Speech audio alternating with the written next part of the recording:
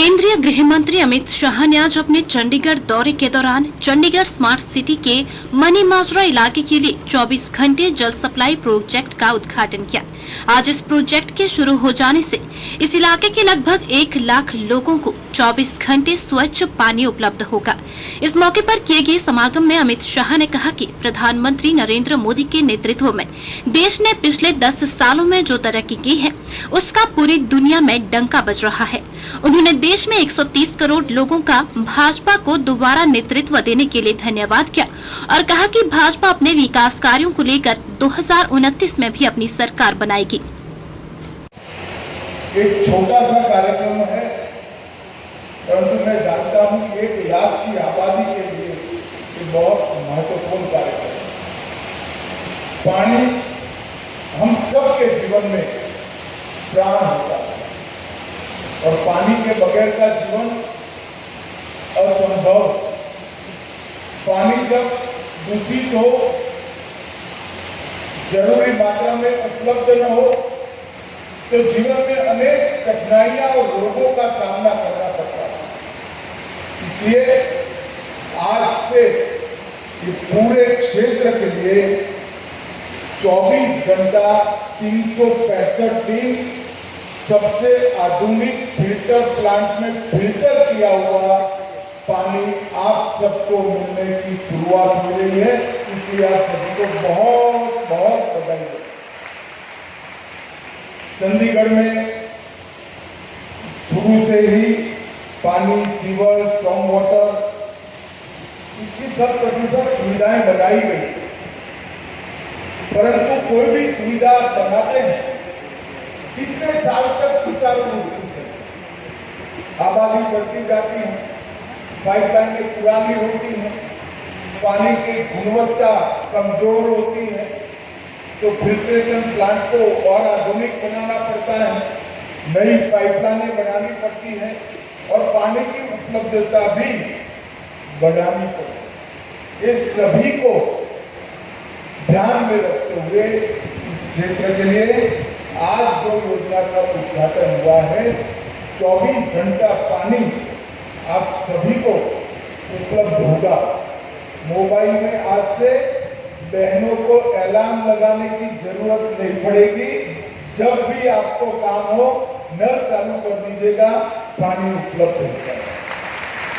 कोई टैंकर नहीं होगा, पहला मजला हो या चौथा मजला, जरूरी प्रेशर के साथ मनी माजरा के पूरे क्षेत्र में 1 लाख लोगों को पानी मिलने की आज से शुरुआत हुई। लगभग 75 करोड़ इसके पीछे खर्च हुआ है। 1 लाख से ज्यादा आबादी को इसका फायदा मिलेगा और 855 एकड़ में फैली हुई एक बस्ती आबादी 22 किलोमीटर नई पाइपलाइन से अब 24 घंटा पानी की उपलब्धता होगी। जब 14 से 24 के 10 साल हमारे देश के विकास के इतिहास में सुवर्ण अक्षरों से अंकित होने वाले 10 साल। जीवन का कोई क्षेत्र ऐसा नहीं जहां पर मोदी जी ने परिवर्तन लाने का प्रयास। ये 10 साल में राष्ट्र ने अनेक प्रकार की उपलब्धियां हासिल की। चंद्र पर तिरंगा पहुंचाना हो, सर्जिकल स्ट्राइक और एयर स्ट्राइक कर मुंह तोड़ जवाब हमारे दुश्मनों को देना हो, या धारा 370 को समाप्त कर कश्मीर को हमेशा भारत का हिस्सा, चाहे राम मंदिर बनाना हो, चाहे रोड का जाला बनकर इंफ्रास्ट्रक्चर खड़ा करना हो, चाहे अंग्रेजों के जमाने रेलवे स्टेशन को नया बनाना हो, हर क्षेत्र में विकास का एक नए नजरिए वाला अनुभव इस देश की जनता ने किया। स्टार्टअप, डिजिटल इंडिया, अनेक प्रकार के इनिशिएटिव ने भारत को आज दुनिया में मैन्युफैक्चरिंग का हब बनाने का काम किया और इसी का कारण है कि सतत तीसरी बार 60 साल के बाद सतत तीसरी बार देश की जनता ने मोदी जी को प्रधानमंत्री बनाने का काम किया है और एनडीए की पूर्ण बहुमत की सरकार 60 के दशक के पहली बार कोई एक व्यक्ति, कोई एक संगठन, कोई एक दलों का समूह पूर्ण बहुमत के साथ फिर से प्रधानमंत्री बन रहा है। एक प्रकार से देश की जनता ने मोदी जी के कामों पर ठप्पा लगाने का काम किया है। और मैं आपको विश्वास दिलाकर जाता हूं कि विपक्ष को जो चेंचे करनी है करने दीजिए, आप चिंता मत करिए। 29 में भी एनडीए ही आएगा, मोदी जी।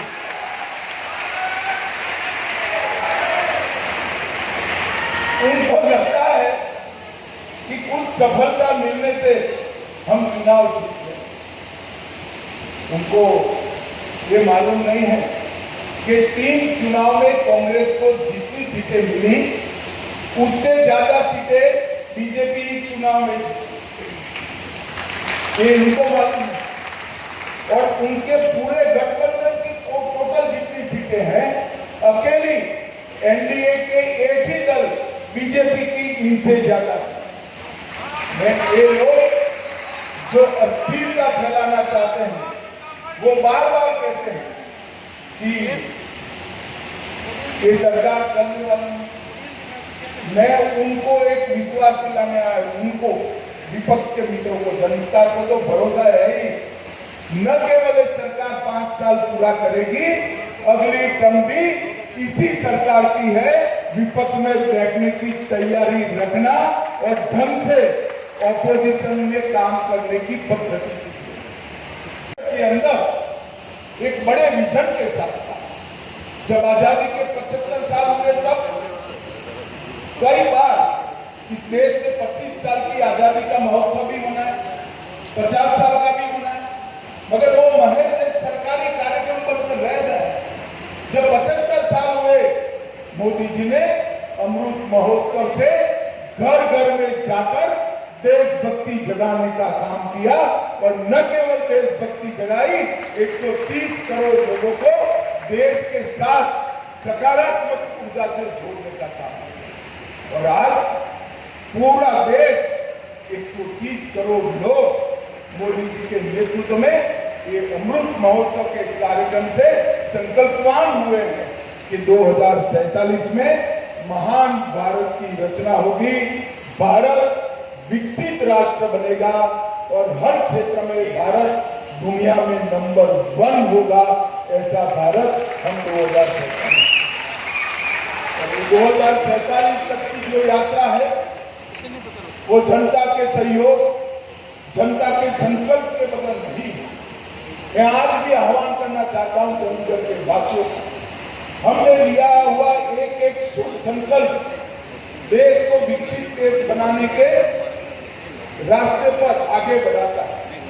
एक बच्चा एक छोटा सा संकल्प लेता है कि मेरी थाली में मैं झूठा अन्न नहीं छोड़ूंगा पूरे जीवन भर, तो वो संकल्प देश को मजबूत।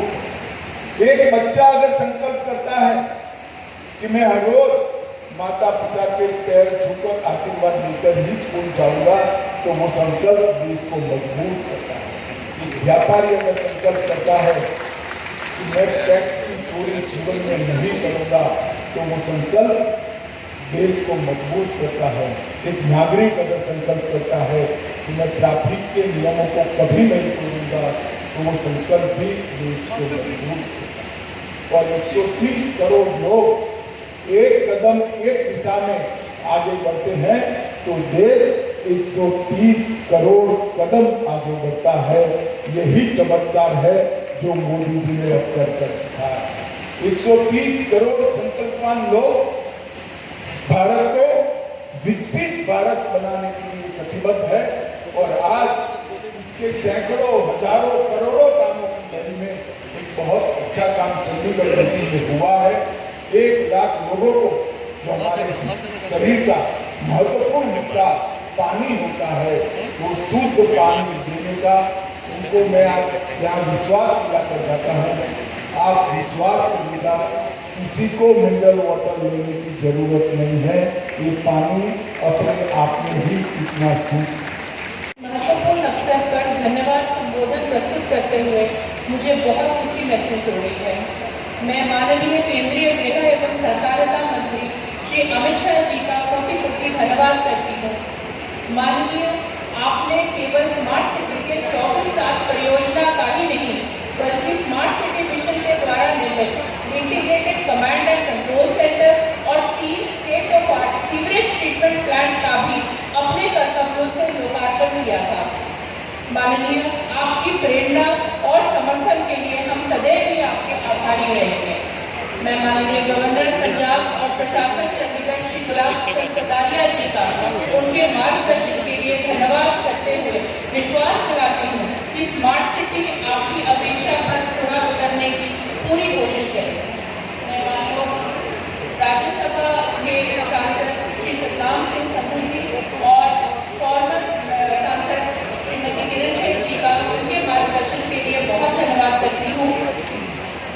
माननीय केंद्रीय गृह सचिव जी श्री अजय भल्ला जी, प्रशासन के सलाहकार श्री राजीव वर्मा जी, DGIB श्री तपन नेता जी, आप सबके निरंतर समर्थन के लिए मैं आप सभी का धन्यवाद करती हूँ। मैं कार्यक्रम में उपस्थित सीनियर डिप्टी मेयर पार्षद दल, मीडिया बंधु और शहरवासियों का भी धन्यवाद करना चाहती हूँ। दिव्य हिमाचल टीवी के लिए चंडीगढ़ से मुकेश संगर की रिपोर्ट।